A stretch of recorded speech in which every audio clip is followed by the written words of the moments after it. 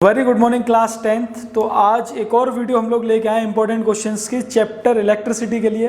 तो यहाँ से आपको पता पड़ जाएगा कि आपके कॉन्सेप्ट्स कितने अच्छे से क्लियर हो चुके हैं चैप्टर के, या फिर कितना चैप्टर आपने रटा है अभी तक। ठीक है, और अगर नहीं समझ आए तो फिर ये वीडियो आप पूरी देखो बिना स्किप किए, क्योंकि कहीं ना कहीं आपको बहुत बेसिक कॉन्सेप्ट समझ आएंगे इसमें। और आएंगे बच्चों, ऐसे एक नंबर में क्वेश्चंस पक्का आएंगे। आप एग्जाम के बाद आना इस वीडियो पे कि हाँ सर इसमें से एक क्वेश्चन फंस गया, दो क्वेश्चन फंस गए, क्योंकि हमें पता है लास्ट ईयर्स का एक्सपीरियंस है कि यही क्वेश्चंस आपके एग्जाम्स में बनते हैं। तो चलिए क्वेश्चन स्टार्ट करते हैं। पहला क्वेश्चन है, mention the condition under which a current can flow in a conductor. आधे से ज़्यादा बच्चे आंसर नहीं दे पाते कि ऐसी कौन सी कंडीशंस होती हैं जिनकी वजह से एक करंट किसी कंडक्टर के अंदर फ्लो करता है। तो सिर्फ दो कंडीशंस होती हैं। वो कंडीशंस क्या कि पहली कंडीशन क्या कि सर्किट क्लोज्ड होना चाहिए। सर्किट कैसा होना चाहिए? क्लोज्ड, और उसके साथ साथ उसके एंड्स के अलोंग एक पोटेंशियल डिफरेंस अप्लाई होना चाहिए। तो आंसर लिख लीजिए, circuit must be closed, circuit must be closed and potential difference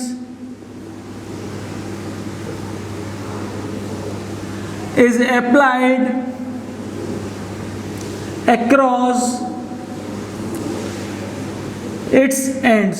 बात समझ आई? इट मीन्स ये कि सर्किट एक क्लोज होना चाहिए। क्लोज सर्किट मतलब किस तरीके से कि कहीं भी ब्रेक ना हो। जैसे मान के चलो टीवी कनेक्ट कर दिया और यहाँ पे पोटेंशियल डिफरेंस लगा दिया, मान के चलो 2 वोल्ट का।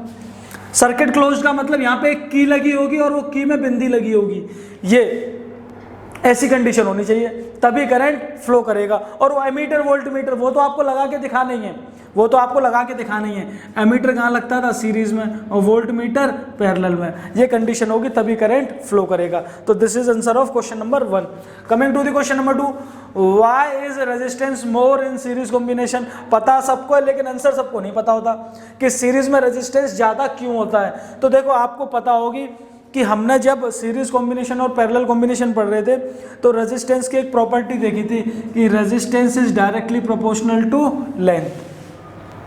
अगर आप लेंथ बढ़ाओगे कंडक्टर की तो उसके अंदर रेजिस्टेंस भी बढ़ता जाएगा। देखो सोच के देखो यार कि ये पहला एक कंडक्टर लगा दिया आपने, एक पहला कंडक्टर लगाया, इसी के आगे एक दूसरा कंडक्टर लगा दिया, इसी के आगे एक तीसरा कंडक्टर लगा दिया। तो देखो लेंथ तो बड़ी होती जा रही है ना, लेंथ ज़्यादा होती जा रही है। तो मैं ये कह सकता हूँ कि इफेक्टिव लेंथ, इफेक्टिव मतलब overall length in series combination, in series combination resistance is more because its effective length increases। मतलब ये कि जो फाइनल लेंथ होती है वो बड़ी हो जाती है। पहला कंडक्टर इसी के आगे एक दूसरा कंडक्टर लगा दिया, तीसरा, तो फाइनल लेंथ कैसी हो गई? बड़ी। या फिर आप इस इफेक्टिव को लिख दीजिए ओवरऑल लेंथ। ठीक है, इस वजह से आपका सीरीज के अंदर रेजिस्टेंस ज्यादा हो जाता है। ठीक है, होमवर्क है आपका कि पैरेलल में रेजिस्टेंस कम क्यों होता है। होमवर्क आपका यह कि पैरेलल में रेजिस्टेंस कम क्यों होता है करके देखना। नहीं आता तो ये व्हाट्सएप नंबर है 9720491910, इस पे आप आंसर पूछ लेना मुझसे। नहीं आता तो नहीं आता, सिर्फ तभी। अगर आ जाता है तो अच्छी बात है, गूगल से आंसर नहीं देखोगे, कंडीशन अप्लाइड। ठीक है, चलिए तीसरे क्वेश्चन पे आते हैं। What is the resistance of ideal ammeter. Ideal, पहली चीज तो आइडियल नाम की कोई चीज होती नहीं है। आइडियल मतलब जो 100% जो बच्चे, वैसे मैं कहूँ कि यार ये शरीफ बच्चा है, क्या वो 100% शरीफ है? नहीं ना, तो कुछ ना कुछ कमियां सब में होती हैं। तो आइडियल चीज होती नहीं है, पर पढ़ते हम फिर भी हैं। हमें पता है कि एमीटर का रेजिस्टेंस कम होता है, एमीटर का रेजिस्टेंस हमेशा कम होता है, तभी इसे सीरीज में लगाया जाता था। लेकिन आइडियल एमीटर का रेजिस्टेंस क्या होता है बच्चों? 0।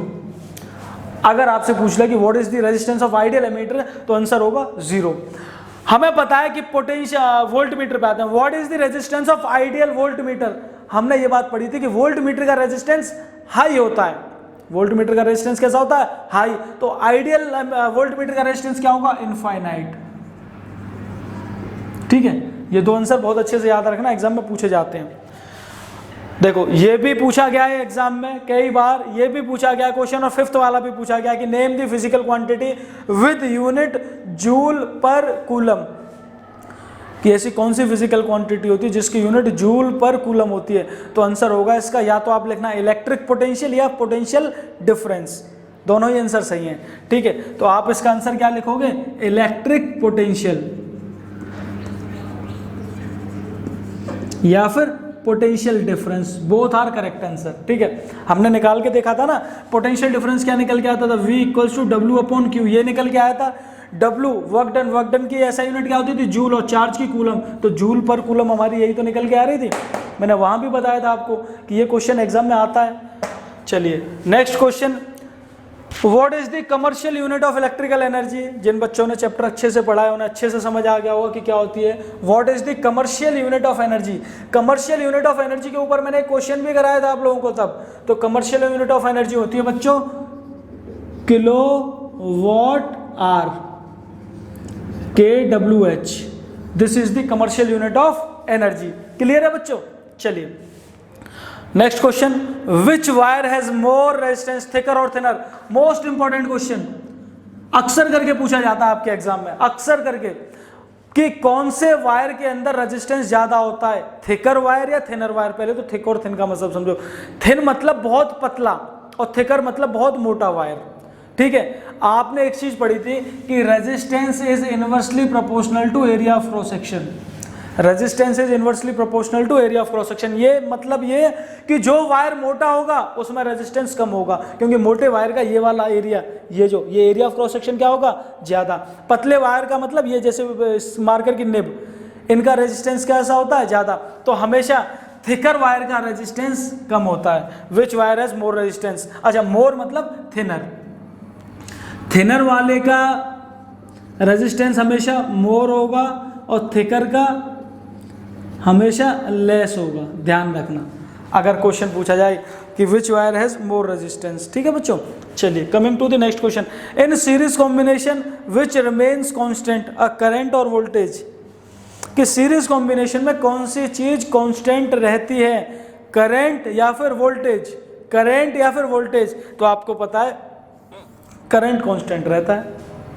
करंट कैसा रहता है, सेम। देखो ना सर्किट हम ऐसा बनाते थे, कुछ सर्किट ये बनाते थे, ये सीरीज का, यहाँ ये वोल्ट मीटर लगा दिया, तो यहाँ से जो करंट फ्लो करेगा, अगर यहाँ से आई करंट फ्लो किया तो यहाँ से भी तो आई फ्लो करेगा। तो सीरीज में करंट कैसा रहता है, सेम, और वोल्टेज चेंज होती थी। यहीं से एक और होमवर्क क्वेश्चन आपका ये कि पैरेलल के केस में आप ये बताओगे कि पैरेलल में कौन सी चीज़ सेम रहती है और कौन सी चीज़ वेरी करती है, ठीक है। तो आई थिंक ये क्वेश्चंस आपके अच्छे हैं, एग्जाम के पॉइंट ऑफ व्यू से आपको काफ़ी हेल्प करेंगे। होमवर्क के लिए एक दो क्वेश्चन लिख लीजिए आप लोग। होमवर्क के लिए आपके क्वेश्चन है, name two devices in which electricity is converted into heat. दो ऐसे डिवाइस बताओ जिनमें इलेक्ट्रिसिटी आपकी हीट में कन्वर्ट होती है, ठीक है। आपको अच्छे से आंसर पता होगा लेकिन फिर भी आप बताओगे। मैंने आपको ये बता दिया था, कौन सा वो क्या नाम है, ये था सीरीज पैरेलल कॉम्बिनेशन के लिए बता दिया था मैंने एक, और एक मैंने बता दिया था कि पैरेलल में रेजिस्टेंस कम क्यों होता है, ठीक है। ये 3 क्वेश्चन हो गए आपके। एक और क्वेश्चन लिख लीजिए,